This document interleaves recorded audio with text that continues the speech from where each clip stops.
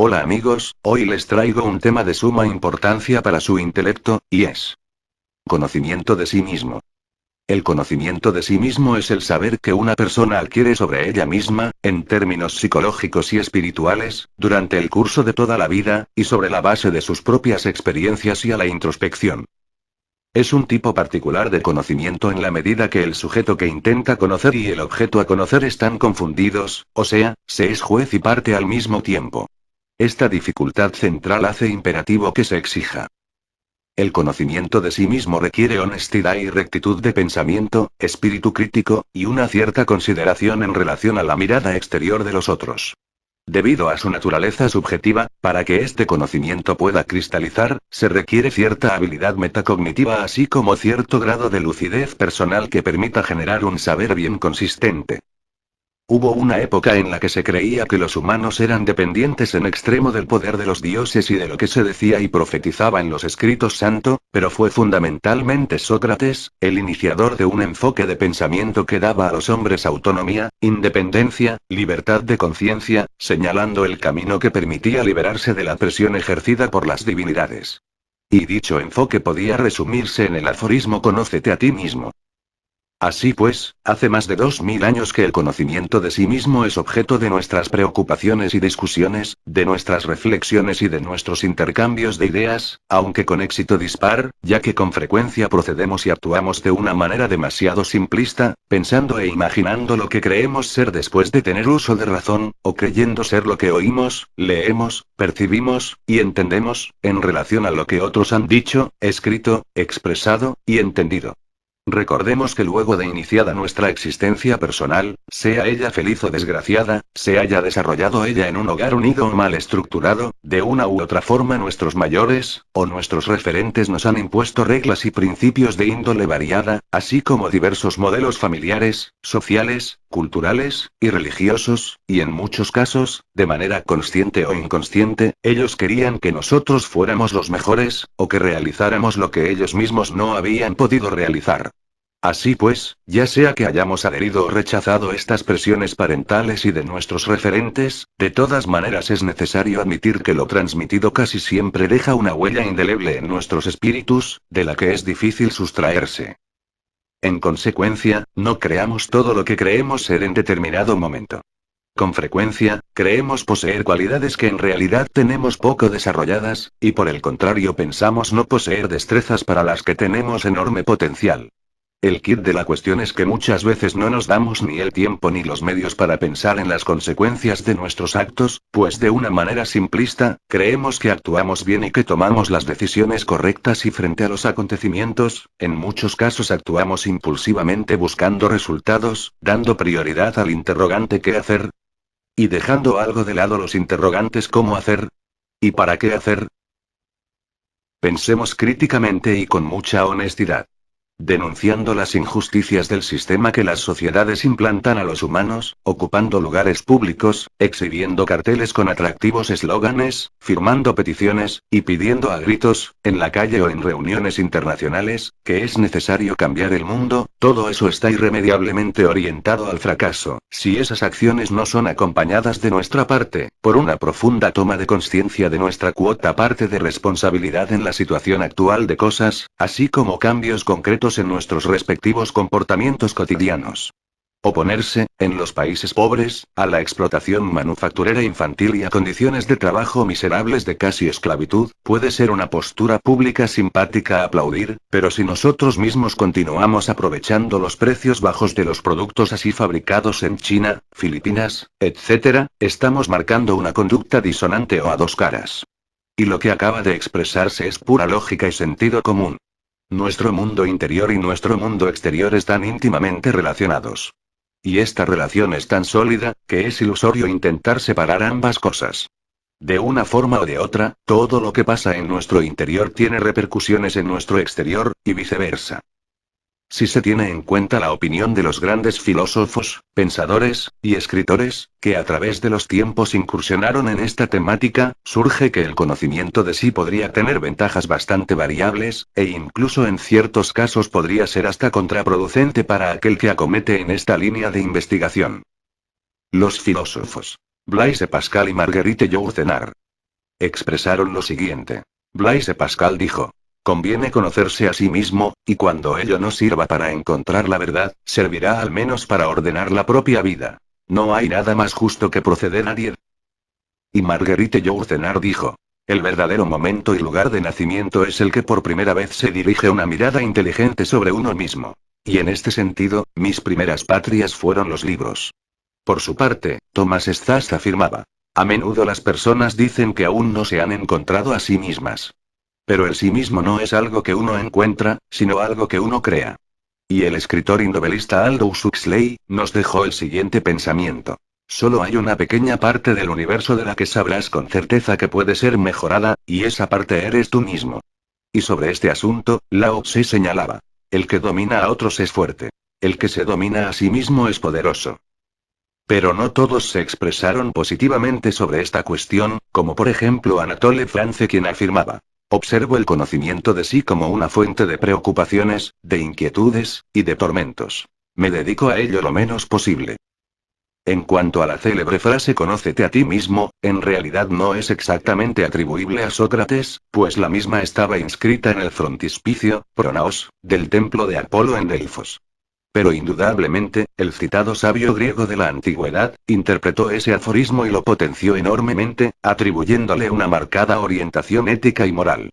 Sin duda posible, esta máxima figura entre las más destacadas y conocidas frases filosóficas.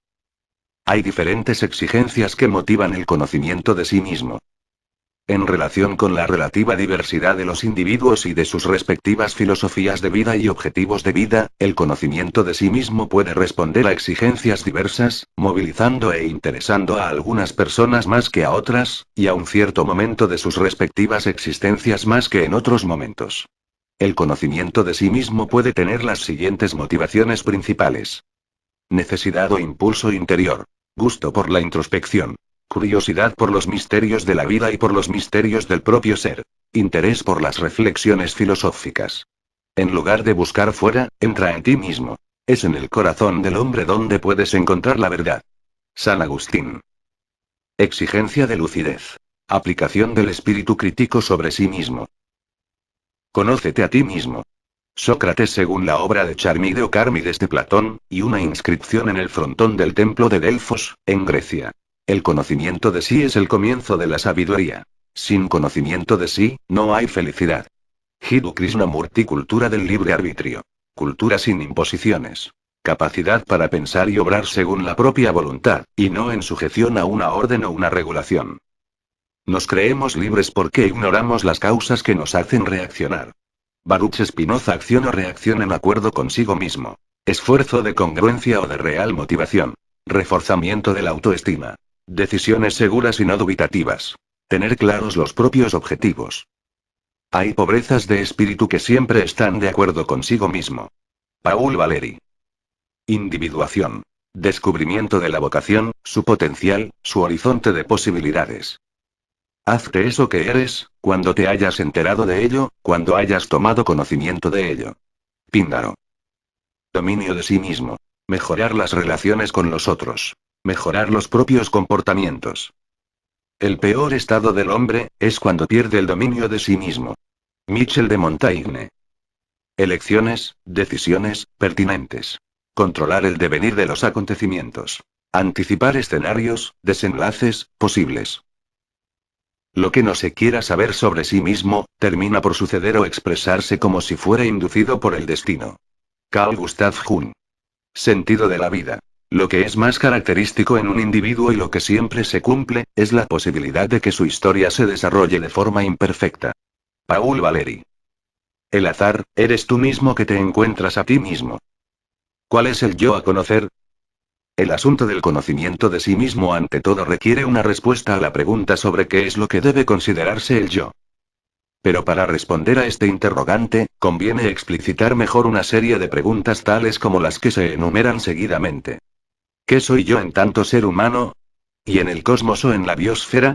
¿Qué soy yo en tanto ser humano con una particular historia? ¿Y en tanto hombre o mujer? ¿Y en tanto miembro de tal cultura en tal época? ¿Y en tanto niño con tal padre y tal madre? ¿Y cuál es mi carácter? ¿Y cuál es mi personalidad? ¿Qué soy yo como ser singular? ¿Y cuáles son mis peculiaridades y factores distintivos? ¿Qué soy yo además de la resultante de mis determinaciones y de mis condicionamientos? ¿Y es que logro ser verdaderamente libre? ¿Soy verdaderamente consciente de todo lo que me determina, o acaso puedo llegar a serlo?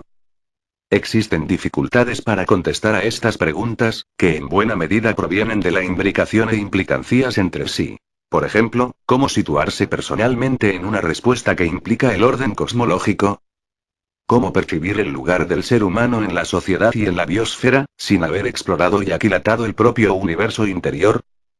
Pero por otra parte, al abordar esta cuestión, demasiadas cosas reenvían al propio conocimiento y a los antecedentes vividos por el sujeto. Me altero porque me pongo nervioso y soy violento porque en mi niñez me ha faltado amor maternal y no comprendo muy bien qué podría contestar a este respecto, ya que lo que he aprendido hasta ahora es relativamente poco y cuándo es que se pueden o deben detener las investigaciones sobre uno mismo y cómo es que se deben integrar las observaciones aportadas por otros a las propias y qué grado de incertidumbre o desorientación es que puede aceptarse y qué importancia o significación se debe dar a lo que se haya podido elaborar sobre el conocimiento de sí mismo y querer cambiar a otros sin antes haber pasado uno mismo por un cambio interior, plantea una problemática de primer orden. ¿Cómo es que será posible cambiar a otros, o al propio mundo, si no hemos pasado por la experiencia personal e íntima de al menos haber efectuado un cambio interior? La respuesta a este interrogante es bien simple. No podemos. Por así decir, es primordial comenzar por el comienzo, y mirarse largo tiempo en el espejo con espíritu crítico, como si se tratara de otra persona. Abandonar caras ilusiones en relación a lo que somos o queremos ser es un buen principio, tal vez el único posible, hacia un cambio de mayor envergadura y alcance. Aquí conócete a ti mismo, en griego.